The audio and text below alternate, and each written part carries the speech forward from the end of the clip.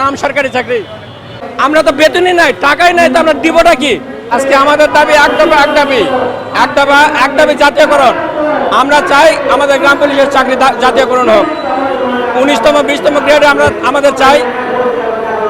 আমাদের এটা সরকারের কাছে আকুল আবেদন। আমরা হকদার, আমরা এটা হকদার।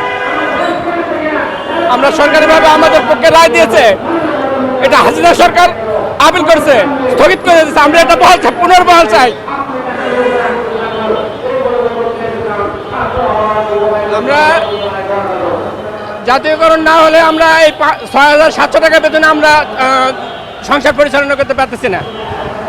আমরা পাচ্ছি না একটা ভালো পোশাক করতে, ছেলে মেয়েদের কাছে একটা ভালো পোশাক, ভালো কিছু তাদের আবদার পূরণ করতে।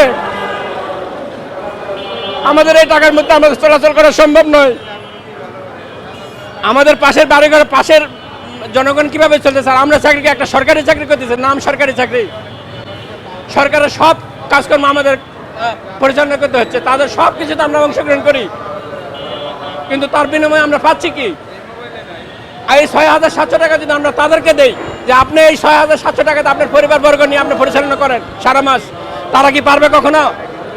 তাদের যদি না চলে, তাহলে আমরা এই কিভাবে চলাচল করতেছি, কিভাবে বসবাস করতেছি?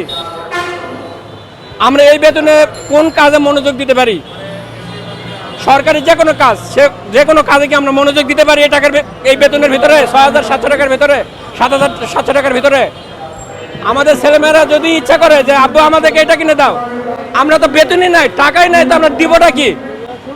আমার বাবা মা যদি অসুস্থ হয়ে যায়, অসুস্থ হলে আমরা এই ৭,৭০০ টাকার ভিতরে কি দিব? আমাদের বলেন, বাবা মার সেবা করবো কেউ কোথা থেকে?